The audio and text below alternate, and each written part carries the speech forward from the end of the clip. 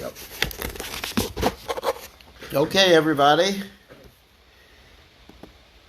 At least we're online here. Let's get going. All right, we're going to chant. All right.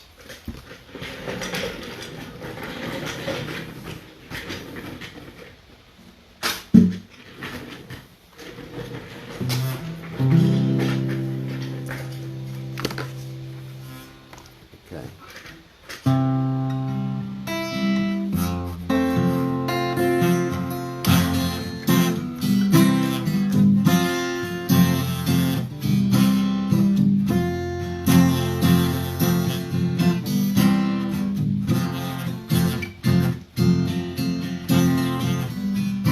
Shiv Jago, Shir Jago, Gorachana Bore, Godanitra, Yaumaya, Visajira Kore,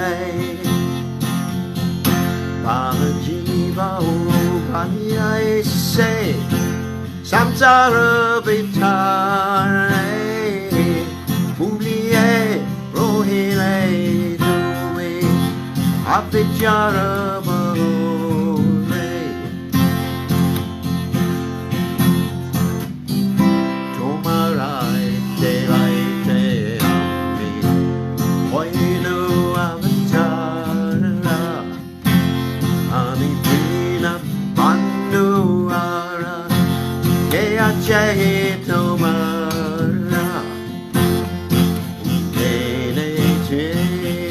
Shari Maya Nachi Barula Devi Harinam Mama Mantra Lautu Mipani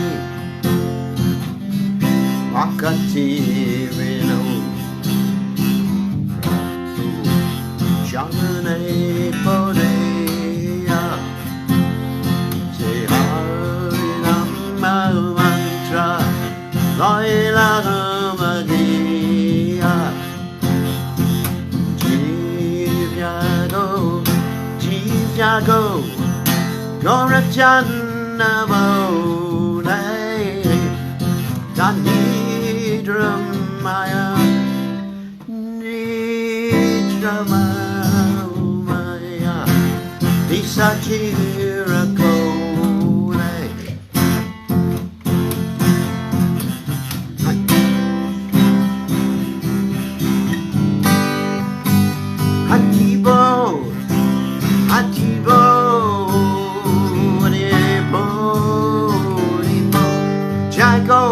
Haribo, Haribo, Haribo, Haribo, Jaya Jaya, Prabhupada, Prabhupada, Prabhupada, Prabhupada, Prabhupada, Prabhupada. Jai Om Vishnupad, Paramahansa, Paraguracharya, All Siddhata, Satashi Shimad, His Divine Grace, Abhaya Chananada Bhaktivedanta, Goswami, Srila Prabhupada Ki Jai, ISKCON Founder Acharya, Srila Prabhupada Ki Jai, Anantakoti, Vaishnava Vrinda Ki Jai, Namacharya, Srila Hridas Thakur Ki Jai, Ran Se Go Shri Krishna Chaitanya Prabhu Nityananda Shadwaita Gadadha Shivasi Go Bhakta Vrinda Ki Jai Shri Shri Radhakrishna Gopikapanath Shyam Kunda Radhakunda Giri Govardhan Ki Jai Vrindavanam Ki Jai Mathuram Ki Jai Jagadada Sami Ki Jai Yamunamai Ki Jai Shrimati Lasi Devi Ki Jai Samaveda Bhakta Vrinda Ki Jai Gaur Premananda Hari Hari Go. All glory is the assembled devotees, all glory is the assembled devotees, all glory is the assembled devotees. All glory is to Shri Guru and Gauranga Srila Prabhupada Ki Jai. Nama Om Vishnu Padaya Krishna Prastaya Bhutale Srimati Bhaktivedanta Swamati Namani Namaste Saraswati Devi Gauravani Pachani Nivashesha Shunyavadi Paschatya Deja Tarane. Prabhupada Ki Jai. Okay, so welcome to the evening class. So, Omaganachimiranda Shagaranjana Shlakaya Chakshura Meditam Yena Tasmai Shigavena Mahai. I offer my respectful obeisances unto the lotus feet of my spiritual master, His Divine Grace, A.C. Bhaktivedanta Swami Srila Prabhupada, who so kindly opened my eyes with a torchlight of knowledge while I was blinded in the darkness of ignorance. So we're reading the Sri Caitanyacaritamrta Lila, chapter 6, beginning with text 145 today. And we are in the middle of the discussion between Chaitanya Mahaprabhu and Sarvabhauma Bhattacharya. Sarvabhauma Bhattacharya was trying to preach Mayavadi philosophy to Lord Chaitanya Mahaprabhu. He was thinking this was going to help him protect his sannyas life. Little did he know that Lord Chaitanya is the Supreme Personality of Godhead. And then Lord Chaitanya Mahaprabhu, after hearing Mayavadi philosophy from the Sauri Rakya Bhashya of Ashankaracharya for 7 days, he said he didn't understand any of it, but he understood the Vedanta Sutra. So, now we're going to hear Lord Chaitanya Mahaprabhu's exposition on the Vedanta Sutra and his destruction of the Mayavadi impersonal philosophy, which is quite interesting, but it's very philosophical, so bear with me. I will try to explain as best I can.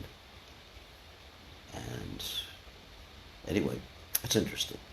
So, Jaya Jaya Sri Chaitanya Jaya Nityananda Jaya Dvaita Chandra Jaya Gaur Bhakta Vrinda Jaya Jaya Sri Chaitanya Jaya Nityananda Jaya Dvaita Chandra Jaya Gaur Bhakta Vrinda Jaya Jaya Sri Chaitanya Jaya Nityananda Jaya Dvaita Chandra Jaya Gaur Bhakta Vrinda.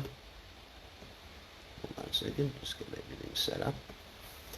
All right, so text 145 to 146.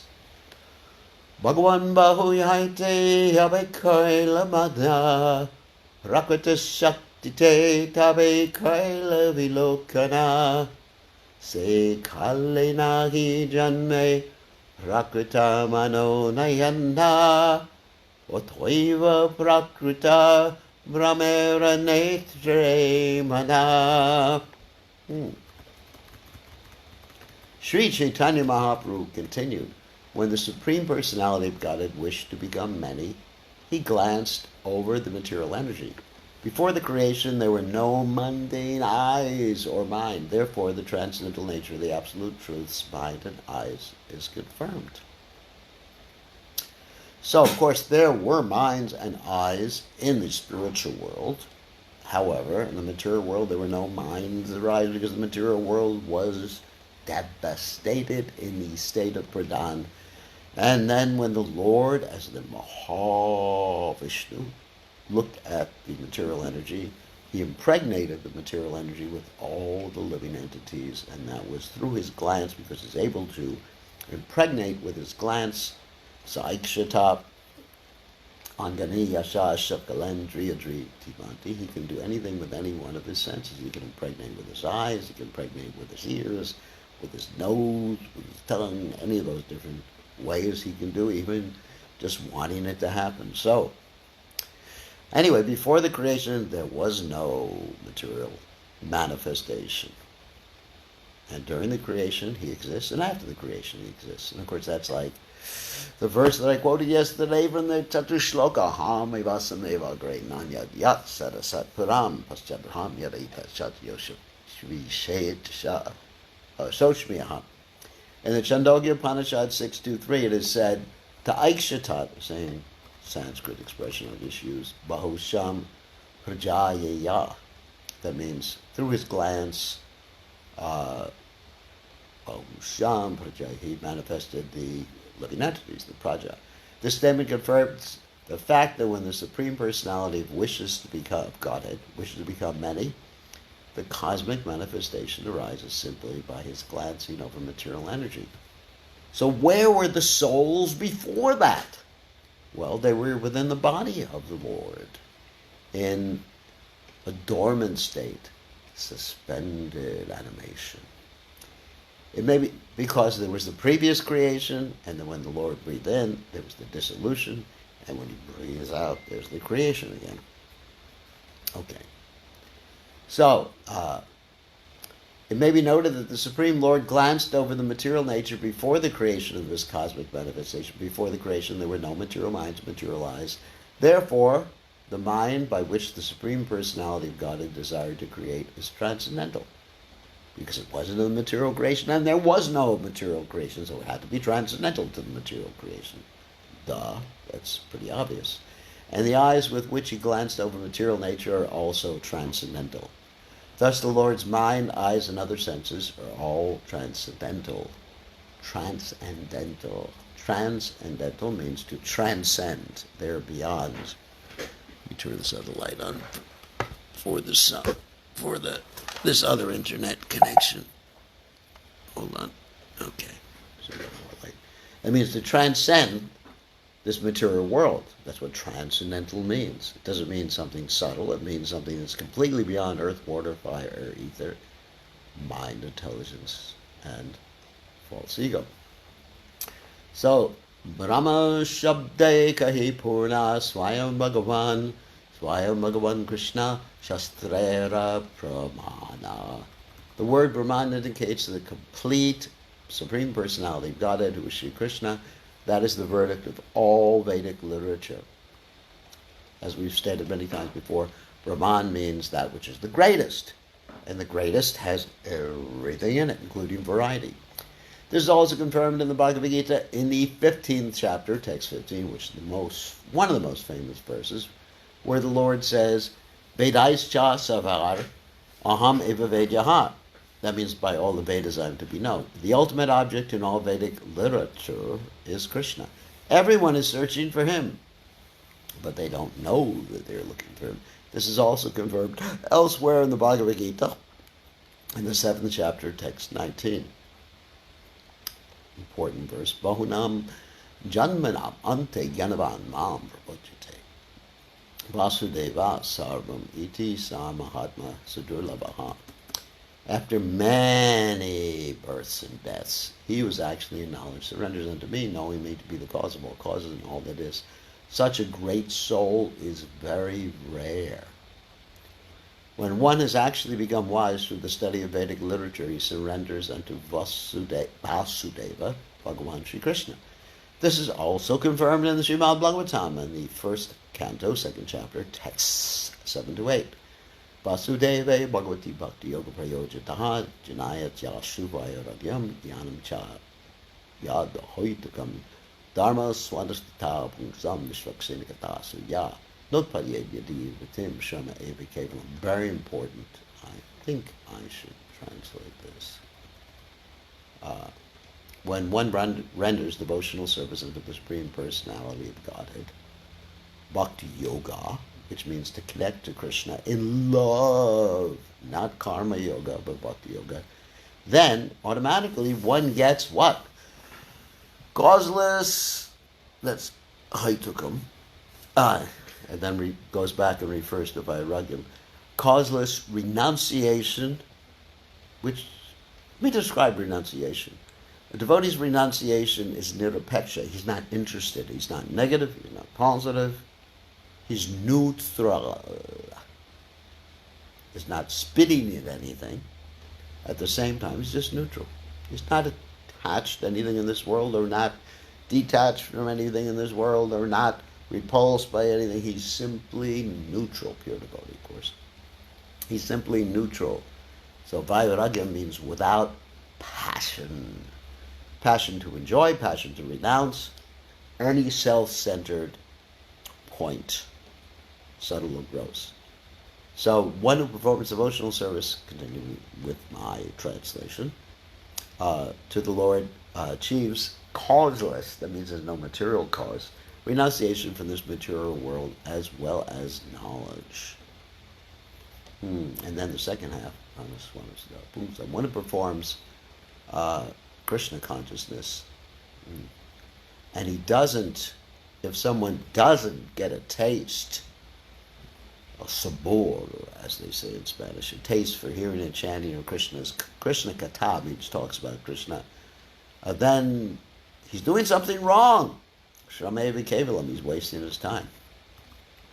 In other words, Prabhupada will paraphrase this in the next paragraph. Understanding Vasudeva's real knowledge, by engaging in the devotional service of Vasudeva Krishna, one acquires perfect knowledge and Vedic understanding. Prabhupada also says, thus one becomes detached from the material world. So that's the Vairagya portion that I mentioned before. Ashu Vairagya. This is the perfection of human life. Although, so in other words, to achieve detachment from this material world, we don't have to think negatively about this material world. Although sometimes we joke around about, falling in love and all those ridiculous things. One doesn't have to think negatively. One should actually simply be attached to Krishna. Then automatically, as we said here, then automatically one gets causeless knowledge and detachment from this material world. It's really important, really, really, really important. Okay. Okay, so this is the perfection. Although one may perfectly follow religious rituals and ceremonies, he is simply wasting his time, Shama Ebi Kevalam, if he does not attain this perfection. Before the creation of the cosmic manifestation, the Supreme Personality of Godhead possessed his total transcendental mind, totally transcendental mind, and eyes. That Supreme Personality of Godhead is, guess what? Krishna.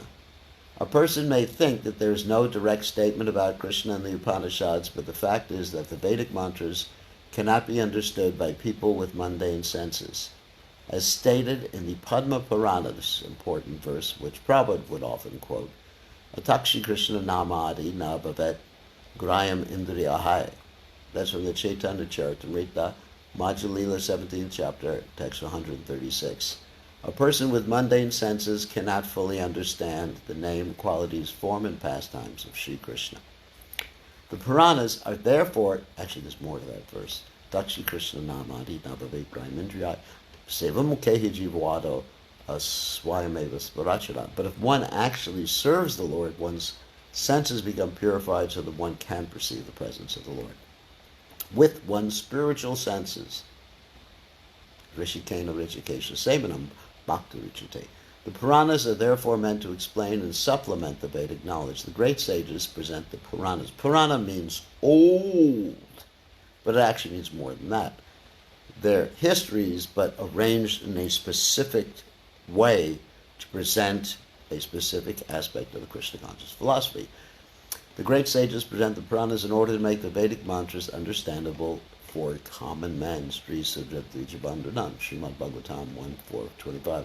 Considering that women, Shudras, and Dvija Bandhus, unworthy sons of the twice-born, cannot understand the Vedic hymns directly, Srila Vyasadeva compiled the Mahabharata. Actually, the Supreme Personality of Godhead is Vedeshu Durlabham. It means cannot be understood, very difficult to understand through the Vedas. Untraceable in the Vedas, that's how Prabhupada translates that. But when the Vedas are properly understood, or when knowledge is received from devotees, one can understand that all Vedic knowledge leads to, Sri Krishna. The Brahma Sutra 1.1.3 confirms this fact also. Shastra Yonitvat. In other words, you have to understand things through the scriptures, through the Shastras, not through your mental speculation, not through any of your imperfect senses. This is called epistemology. How do you know what you know? Like today I was talking to some people and they were telling me that their relative, they should remain nameless, the relative was believing that any path you take, all paths lead to the same place. It sounds interesting. Like you could say many things poetically. Like all you need is love, all paths lead to the same place.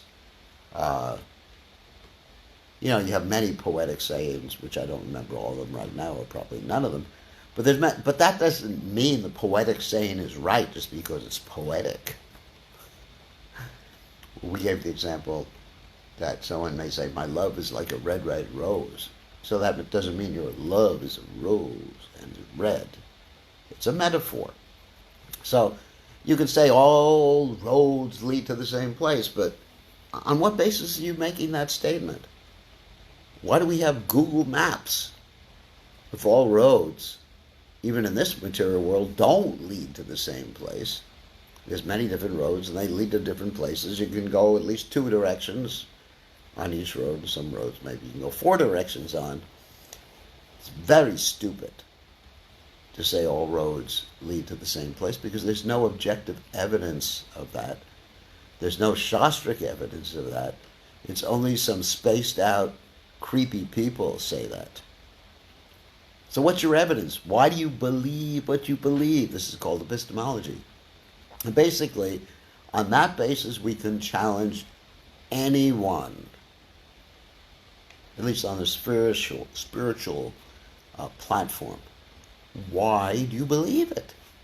Well, it sounds good. All roads lead to the same place. Or the hippies, they had a saying too. What was that? If it feels good, it's good for you. That sounds great. If it feels good, it's good for you. Well, I've got news for you, buddy.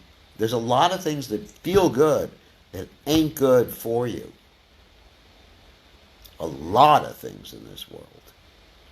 For example, you can eat a lot of sugar. It feels really good. Gulab-jamins, for example. They taste really good.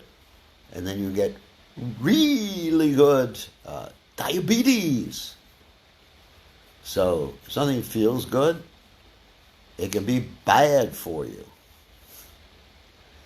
It may feel good to punch someone in the face or shoot someone, but you go to jail. That's a stupid saying if it feels good. So the same way you say, all roads lead to the same place. Garbage. You should just say, all right, we're going to put you on a road and it doesn't matter where you go, you're going to end up in the same place.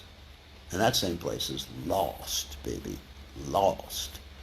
So the Rig Veda, Yajur Veda, Samaveda, Atharva Veda, Mahabharata, Pancharatra, the original Valmiki Ramayana, that's the one I read, are all Vedic literatures. Any literature following the conclusive statements of these Vedic literatures is also to be considered Vedic literature. That literature which does not conform to Vedic literature is simply misleading. So the Vedas are, let's say, the standard by which we can measure other literatures. Other literatures which contradict the Vedas should not be considered Vedic. Veda means knowledge. Should not be considered to have knowledge. They should be considered to have ignorance. For example, the statement, all roads lead to the same place. There is no statement like that in all the Vedic literatures. You have certain statements like Sarva Kalvidam Brahman, everything is Brahman, but that doesn't mean the same thing as all roads lead to the same place. So before you make some stupid statement as a Mahavakya, means a great saying, you should find out if it's valid or not. All roads lead to the same place. Spring has sprung. Therefore, when reading Vedic literature, we must take the path traversed by the great acharyas, Mahajayana, Gatasapanta. Unless one follows the path traversed by great acharyas, he cannot understand the real purport of the Vedas. Very important.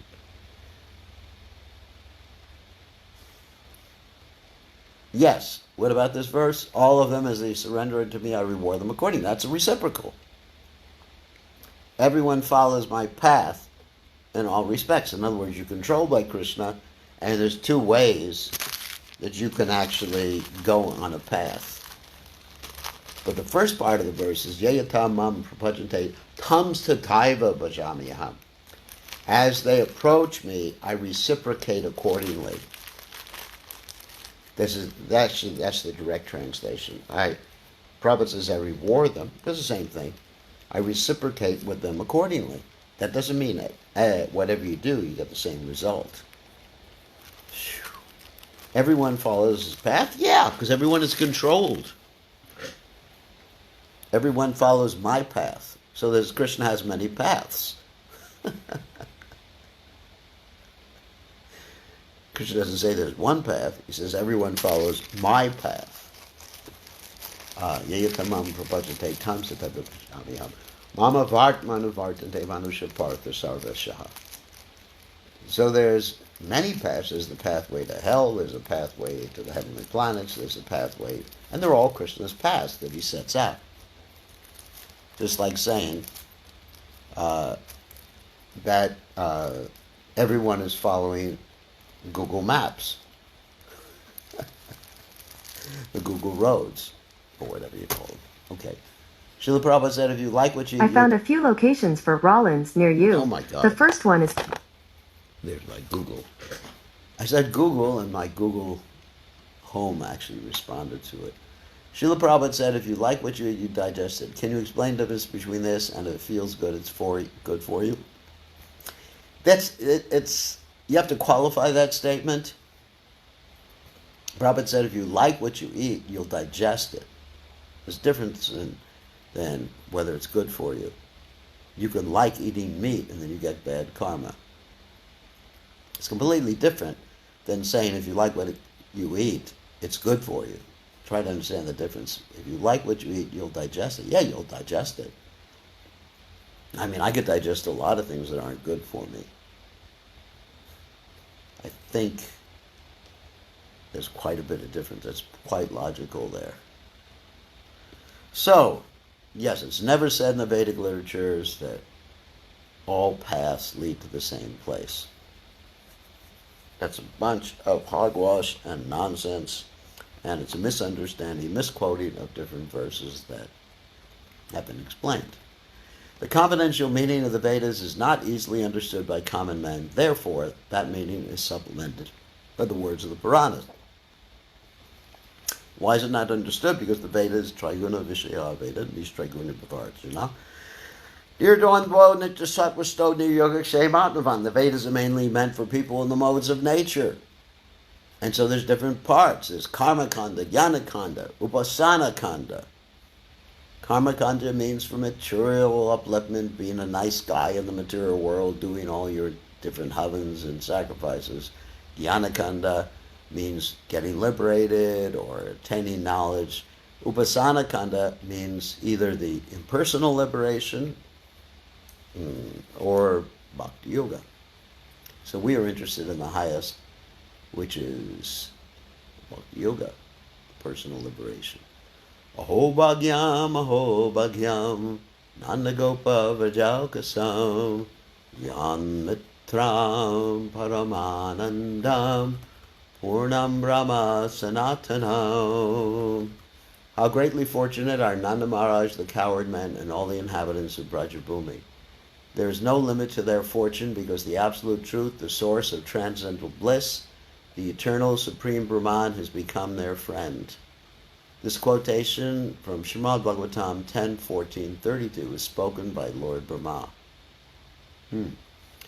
Apani pada shruti varje prakrita pani charana punakahe sigra chale kare sarva grahana. The Vedic Apanipada mantra rejects material hands and legs, yet it states that the Lord goes very fast and accepts everything offered to him.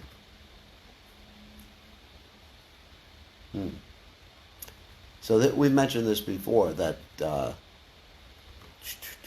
sometimes what appears to be an impersonal description is actually just a description that the Lord has no material qualities or material limbs or material personality. Ataiva Shruti Kahe Brahma Savi Shesha Mukyachare Lakshanate Mani Nirvishesha. All these mantras confirm that the absolute truth is personal, but the Mayavadis, throwing away the direct meaning, interpret the absolute truth as impersonal. As mentioned above, the Shvetashvatara Upanishad 3:19 states, same thing. Apani pado javano grahita pashatya chakshu sa shrinot chakarnana saveti vejam nachatashat yasti veta tamahura griyam purusham mahantam. This Vedic mantra clearly states Purusham Mahantam. The word Purusha means person. In the Bhagavad Gita, 10th chapter, text 12, Arjuna confirms that this person is Krishna when he addresses Krishna as Purusham Shashvatam. You are the original person. Thus the Purusham Mahantam mentioned in the verse from the Shvetashvatara Upanishad is Sri Krishna. His hands and legs are not mundane but are completely transcendental. However, when he comes, fools take him to be an ordinary person. Avashananti ma muda manushim tanamashritam. Bhagavad Gita, 9th chapter, text 11. One who has no Vedic knowledge, who has not studied the Vedas from a bona fide spiritual master, does not know Krishna. Therefore, he is a muda. That is like an insult. What is a muda? Does anyone know? Muda means like an ass. That's funny. And that's an insult. Such fools take Krishna to be an ordinary person. Param bhavam ajanata. They don't know Krishna's higher nature. That's what that verse says. They do not actually know what Krishna is. Manusha nam sahasreshu kastit yadati siddhaye. That's from the Gita 7:3. It is not possible to understand Krishna simply by studying the Vedas perfectly. One must have the mercy of a devotee, yat padam. Unless one is favored by a devotee, he cannot understand the Supreme Personality of Godhead.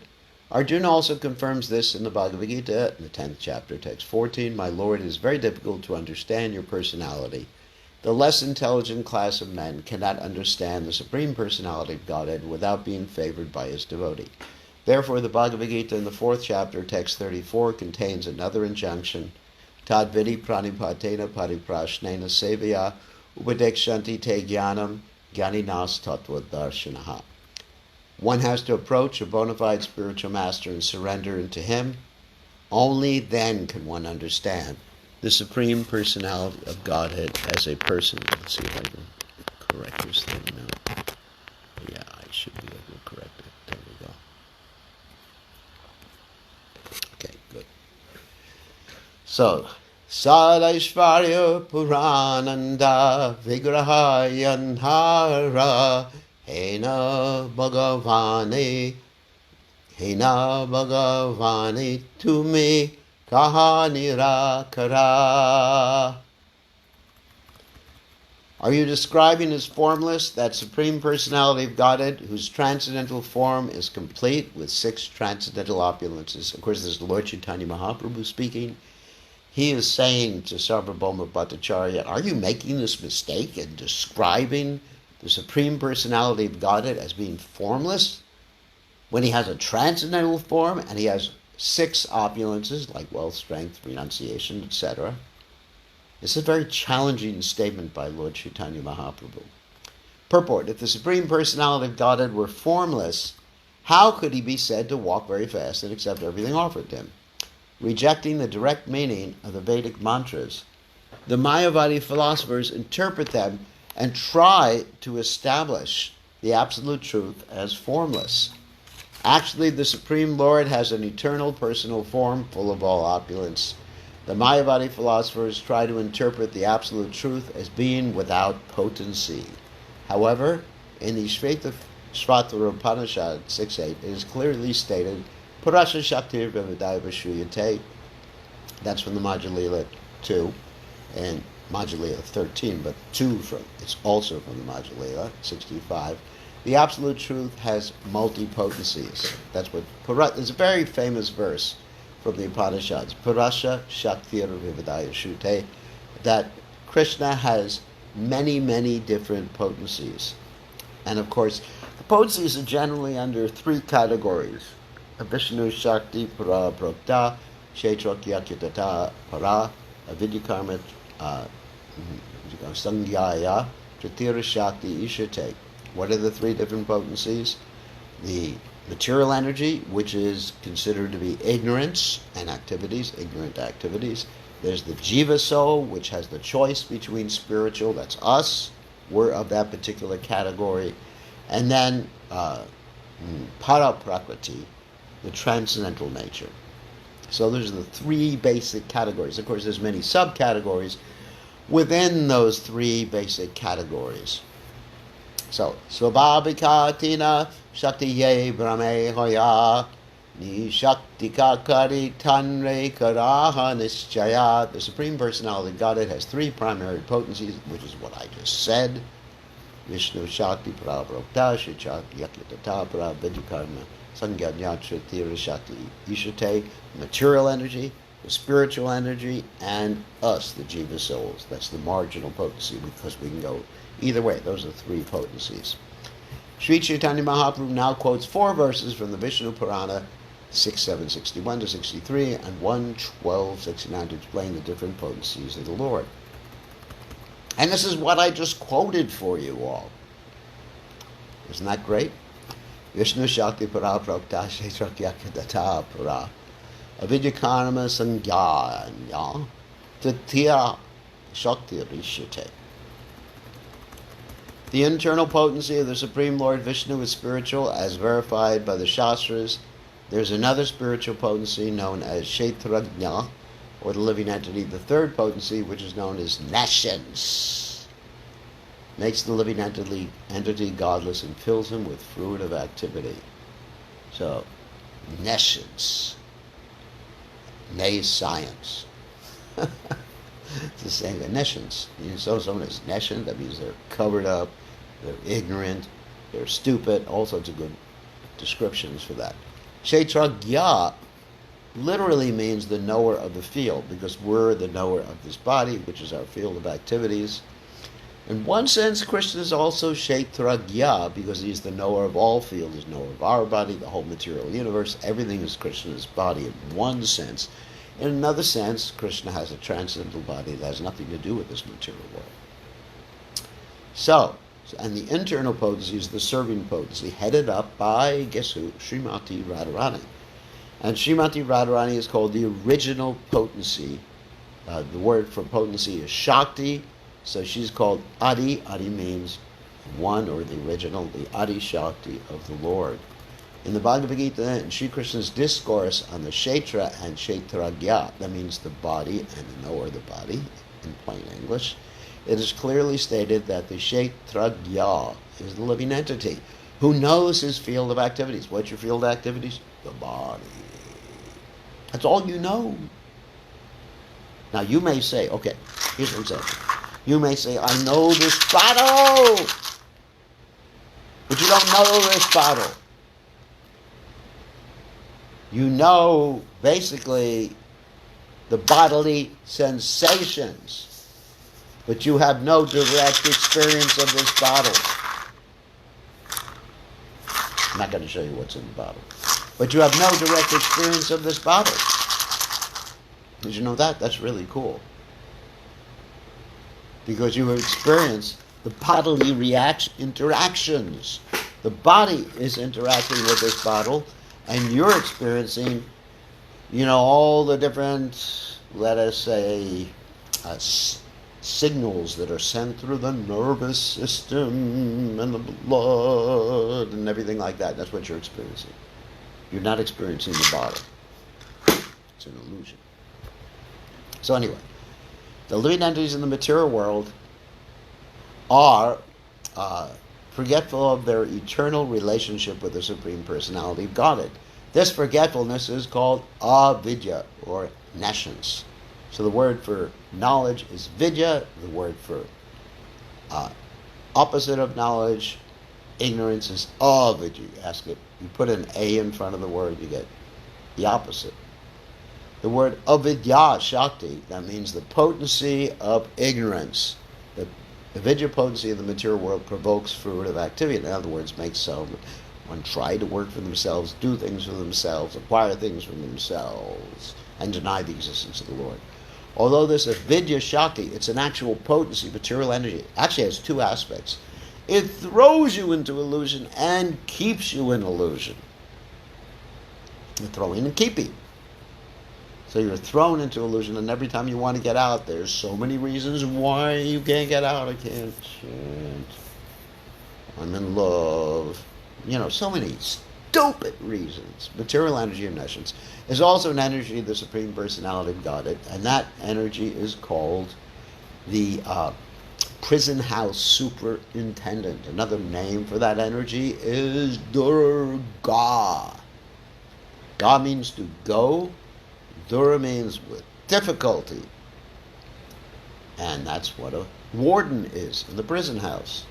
So this is the avidya shakti, Durga. It is especially intended to keep the living entities in a state of forgetfulness. This is due to their rebellious attitude toward the Lord. Thus, although the living entities are constitutionally spiritual, they come under the influence of the potency of nescience. Interesting. How this happens is described in the following verse. How did we come under the influence of this nescience? Oh my God, now we're going to find out. Yaya Kshetrakya Shaktisa Vishtita Nripa Sarvaga Sangsara Tapanakilan Avapno Jatra Santatam. O King, the Kshetragya Shakti is the living entity. In other words, that's our category. We're the knower of the body. Although he has the facility to live in either the material or spiritual world, he suffers the threefold miseries of material existence because he is influenced by the avidya nescience potency, which covers his constitutional position. The reason we're influenced is because we broke the law. Well, you go to jail because you broke the law. Oh my God. Just like the other day, I got a speeding ticket and I broke the law and the police pulled me over and I had to pay for it. That's the avidya potency of the Lord. Anyway, I'm making a funny comparison. But that's right, we're here because we are criminals. We did something wrong. What do we do wrong? Krishna Badhi Mukha. We turned our face away from Krishna. Us rascals did this. Let's see if I can finish the next one.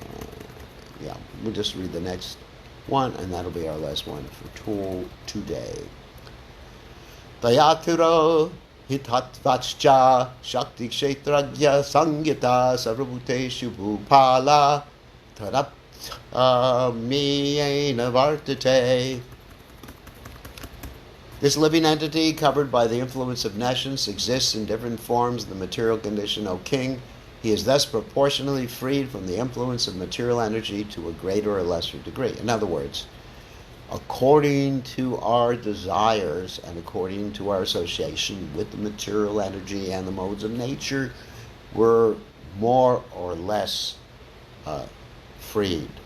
It's proportionate. The more Krishna conscious we are, the more we're freed. And the less Krishna conscious, we can be influenced if we come in contact. But if one is completely Krishna conscious, he is aseptic and antiseptic. Aseptic means he's not influenced, and antiseptic means he can keep others from being influenced by his presence. The material energy acts on the living entity in different degrees. According to how he acquires the association of the three modes of material nature, there are 8,400,000 species of life, some inferior, some superior, and some mediocre. The gradations of the bodies are calculated according to the coverings of the material energy.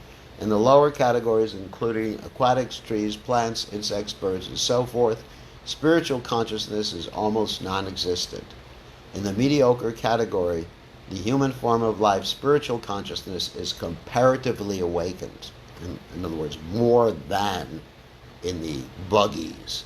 In the superior life form, spiritual consciousness is fully awakened. That means If you're a Brahmin and Krishna conscious, woo, you got it made. Then the living entity understands his real position and tries to escape the influence of the material energy by developing Krishna consciousness. So how do we try to escape? By developing Krishna consciousness, by chanting the Lord's holy names and associating with the Lord, because the Lord is present in his holy names. Isn't that amazing? Namachintamani Krishnas Chaitanya Rasa Vigraha Purnashuddha Nityamukto Vinatwam Namanami No.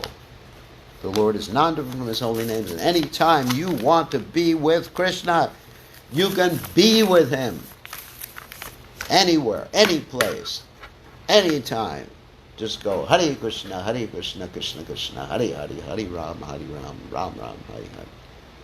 Just like when I take rest at night, I chant myself to sleep. In my mind, of course. As I'm breathing, Hare Krishna, Krishna Krishna, Hare Hare, Hare Ram, Hare Krishna, Krishna Krishna, Hare Krishna, like that. And I almost fell asleep. All right, so on that happy note, we will take questions. And we will unmute you in 1 second. Okay, you are now officially unmuted. Who has a question?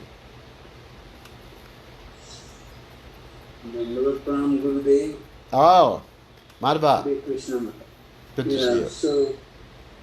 So early on, because the Lord glances over the Krishna and then creation, the beginning. So where he glances, because at the very first creation, everything was within him. So where he glances, there is no material energy or stuff. So where he glances. Well, the material energy exists in it still exists. It doesn't cease to exist. It exists in a unmanifest stage. There's an example I often use in this respect. When most of us were young, we used to play with clay. Clay. I'm sure you did that when you were young. It's a very common thing all over the world. Yeah. You get some clay, and then you take it out, you make little shapes with it, and you play with it. Yeah. So there's something called the pradhan, which is actually it exists. It's not unexisting, but it's not manifest, but it's manifest to the Lord. It's something that's real. This pradhan, material energy, exists in a let us say dormant state, like a lump of clay. And then when the Lord looks at the lump of clay, it's not that the material energy did not exist, but it was existing in a dormant state. When the Lord looks at this lump of clay, then and the pradhan actually comes out of the Lord's body. I mean, it's a little complicated. Like it's described when the Mahavishnu breathes out, these little universes come out as little bubbles. And then the Lord looks at them. They're in the state of pradhan, which means they're not really, it's not yet earth, water, fire, air, ether, mind, intelligence, false ego, because earth, water, fire, the eightfold vina, prakriti, asana, eightfold elements don't exist at that time. They're in potential state. And so the Lord looks at this energy, which is called the pradhan, which was previously existing, never ceases to exist, and then he implants his energy in the form of the jiva souls and also in the form of the universal super souls, that is the Garbhodakshay Vishnu and the Kshirodakshay Vishnu. And then the pradhan takes shape at that particular point. Does that make sense? I mean, maybe it doesn't make sense, but the material, in other words, the material energy in its potential state always exists. At least it never ceases to exist. And sometimes that potential state becomes manifest as earth, water, fire, air, ether, body, intelligence, and false ego by the actions of the Lord's glance and the actions of the Lord's servants and the modes of... So it does make sense that even Einstein says material means, of course, cannot be destroyed. So it does exist. Yes. But simply it is not living, but material is never destroyed. Yeah. Matter is never destroyed. Matter and energy are never destroyed, but they can change form. That's what Einstein said. Yeah. That's called the conservation of energy, the conservation of matter. Yeah. Right. That is true. It's not destroyed at any point. It just changes form. Like you can take an atom, and of course an atom is energy and matter simultaneously, but you can take something and transform it into energy, in its potential energy. Let's use a grosser example. Let's use a piece of wood. That a piece of wood has the potential of fire. Yes. So when you burn the wood changes state. It becomes carbonized. And by changing its state, some energy is released in the form of heat and light. Yeah. Right. So the heat and light continues to exist,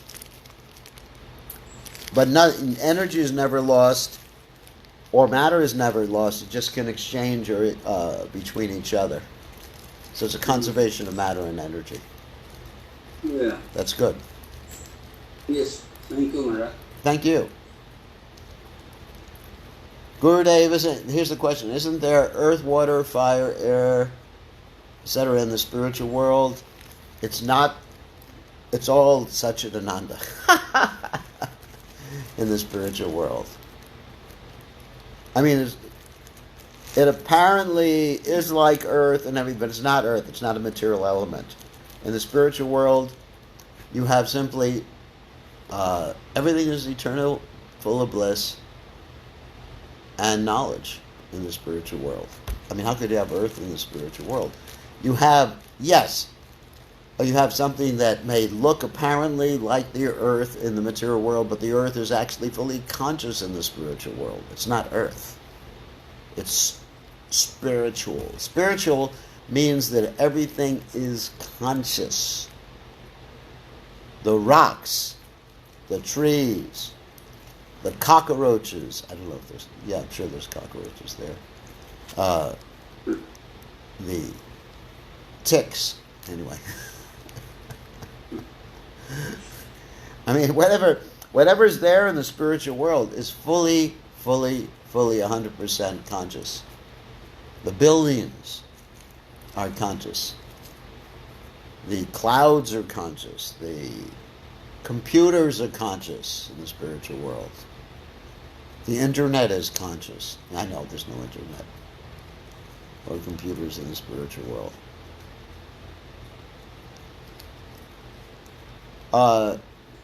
Durga Devi is always fully conscious. She's the personification. She's in charge of the material energy. She is not... It's just like there's a presiding deity of the sun planet. The presiding deity of the sun planet is not the sun planet. You got the difference? Durga is a pure devotee. That doesn't mean the material energy is a pure devotee. That would be a little crazy. Material energy is the energy of Durga. Just like there's Krishna, Purusha Shakti Rupadaiva Shrite. Krishna has multifarious energies.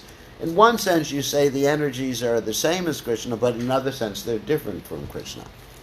So in the same way, you can say that about Durga and the material energy. In one sense, Durga and the material energy are one. In another sense, she is the superintendent of the material energy. You can say the President of the United States and the United States is one, but it's not that the President of the United States is the United States. I mean, in one sense, he represents the United States or whatever he is, he is. So the same thing with Durga. Durga in one sense is the material energy, but in another sense she's different from the, the philosophy of Chincha Beta Beta Tattva also applies to Durga. So it's not that I'm walking on the floor, I'm walking on Durga, I'm walking on Durga's energy, which is Krishna's energy. Got it? Okay. That's good. So who else has a question for us? Any more questions today? And so we're broadcasting separately on Facebook because the links didn't work today, but I'm sure that hopefully they'll work tomorrow. Got a lot of people on Facebook, 16 people on Facebook watching. So, if there's no more questions, we can end. So tomorrow. Everyone, clarification, Maharaj. Okay, yes, Your Divine Grace. Please accept my humble obeisances and wish to Prabhupada. Yes, Your Divine Grace. We have a question. Oh, Krishna. What's the question, Your Holiness? Maharaj, when Indra command the wind, cloud, Sampartaka, go devastate the whole area of Vrindavan. Yes. Who is that wind? Who is that air? Who is the cloud? They're person. They're persons. They're persons. Yeah, the clouds. Some clouds are demigods. In the what is it? Mahabharata. Yeah, the Mahabharata describes a cloud being a demigod. There was once upon a time. This is an interesting story. There was a guy who wanted to worship a demigod because there's a lot of demigods.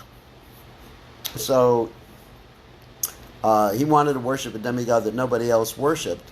So he actually found a cloud that was a demigod and worshipped him. Clouds can be living entities too, because they undergo the changes of birth, growth, maintenance, byproducts, dissolution, and death. So yes. So in one sense, Maharaj, I also read one time Goswami in Tattva Sangha Vayan, I forgot the number, where it says that the ancient sages, they used to see everything is person behind everything. yes, because there is Krishna in every atom, and there's a soul in every atom. But Prabhupada another time said that a rock is not a person. I was listening. Probably said a rock is not a person. So it's not that every cloud is a person. Prabhupada never said every cloud is a person. Clouds can sometimes be. But then Prabhupada says that Buddhists, they take the body of a rock on 8.257. Yes. Chaitanya Charitamrta. Yes, but not that every rock is a person. There's a little bit different. Some rocks may be a person who's being punished. Also, there's that story of Ahalya. Yes. Yeah. So, but it's not that every rock is a person. I mean, otherwise, I'd be talking to the rocks. Well, Shalagram, I mean, That's different. Shalagram and Govardhan Shiva are different. But Maharaj, if the matter is not there, then where is the question come exploitation? I mean, how do you exploit anything if there is not a matter? If everything is conscious, you cannot exploit. If everything is conscious, it's not that everything is conscious. The atoms, the soul and the atoms are unconscious. They're in a dormant state. They're in an atom, but they're not conscious. Well, they are in a state. They're in a dormant state. They're in a dormant state of consciousness, and you cannot talk to an atom.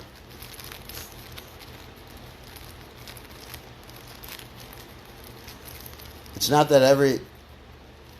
Yeah, I mean, Prabhupada never said that every rock. One time he was talking, he says, this rock is not a living entity. I remember that.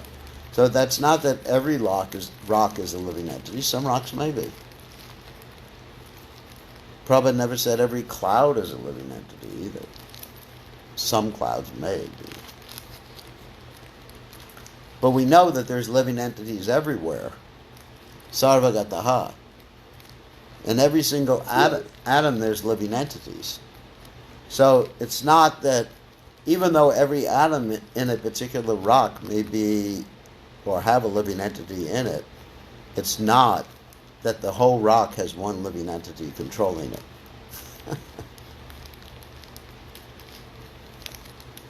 Not But it's necessarily. interesting because in the beginning also Prabhupada said that by the sweet will of the Lord, the Yeah. part of impersonal Brahman covered by the three modes and became matter. That's right. Absence of consciousness. Absence. But at the same time, matter is not independent of spirit. Yeah, because there's spirit everywhere, but it's a particular energy.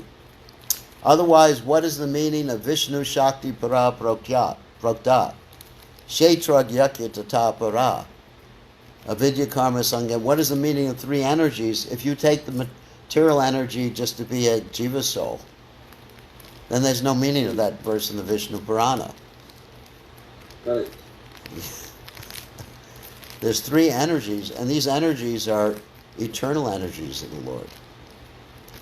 Like we're always jiva. You cannot become the material energy, and you cannot become Shakti Tattva. Right? Yes. But jiva generally considered always under another potency, Yeah, not by their own Yeah, self. the jiva is marginal because he can be either under the material energy or the spiritual energy. Correct. He has that choice. That's why he's called marginal. He cannot stay in between. See, that's the fault of the people who say that there is a place called the Tatashta Shakti. Because Bhaktivinoda Thakur in the Jaiva Dharma explains that the jiva's position is like the line between the ocean and the sand. In other words, it's not a place. It's just like the line of demarcation. So there's no place called the Tashta. It's a category. It's not that you can go, let me go home to the Tatashta Shakti today. All right, we have to end. Maharaj, we have to conclude that consciousness means endowed with free will, for without free will, no consciousness can be conceived. That's right. Yes, we have to. Okay. We always have free will, but that free will or ability to execute that free will can be limited by the different bodies that we have. That's true. Like in the human form of life, we can fully have the facility to exercise our free will. But as a rock doesn't have much facility. Except the rock can play rock music. All right, on that happy note, I think that's Jai and Vijay were Vaishnav guards by Gunda serving the Lord. So they stopped the four Kumaras and they were punished. And they were punished because, isn't it? It is fair to them because they were serving the Lord. They wanted to give pleasure to the Lord. And if it gave the Lord pleasure for them to become demons, that would actually please them too. Okay, on that happy note, we'll see everybody tomorrow evening. Okay, thank you very much. Sorry you had to join us through my phone. All glories to